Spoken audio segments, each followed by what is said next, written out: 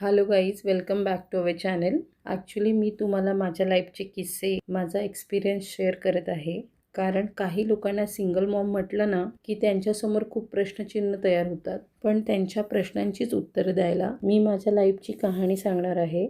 मग दुसऱ्यांच्या मुलींना नावं ठेवणाऱ्या लोकांना काही सुनांवर सासरची माणसे किती अत्याचार करतात म्हणून त्यांना सिंगल मॉम म्हणून या जगात राहावं लागतं. आणि कोणतीही लहान मुलगी असो, मोठी मुलगी असो, सून असो, सिंगल मॉम असो, एक आई असो, प्रत्येकाला मानाने, सन्मानाने आणि स्वाभिमानाने राहायचा अधिकार आहे, हे काही लोक विसरतात. जेव्हा मी माझ्या सासरच्या माणसांपासून, माझ्या नवऱ्यापासून लांब राहिली तेव्हापासून मला खूप काही गोष्टी ऐकायला आल्या की माझे सासू सासरे प्रत्येक नातेवाईकांकडे जातात, प्रत्येक नातेवाईकांना माझ्याविषयी काहीही खोटं सांगतात, मला बदनाम करतात.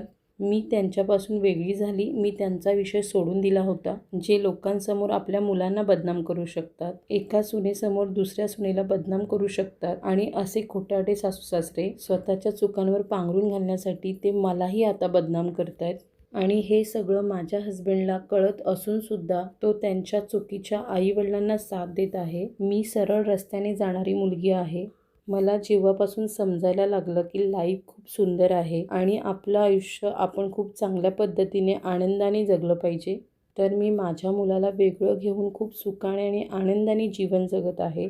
आणि तरीसुद्धा अशी थर्ड क्लास विचारांची माणसं माझ्या आयुष्याची बदनामी करत असतील, म्हणून मग मी ठरवलं आहे की काही लोक मला खोटं बोलून बदनाम करत आहेत, तर मी खरं बोलून त्यांना बदनाम करणार. जेव्हा आपण आयुष्य जगतो तेव्हा आपल्याला असं वाटतं की आपण खूप चांगलं आयुष्य जगावं, चांगल्या मार्गाने जावं. मग मी लग्नाआधी मेडिटेशनला जायला चालू केलं. मी प्रत्येक वर्षी 10 दिवस मेडिटेशनला जाते आणि मला वाटतं मी मेडिटेशन करते म्हणून मी अशा या विचित्र लोकांना खूप सहन केलं. तर अशी लोक माझ्या शांततेचा गैरफायदा घेत आहेत.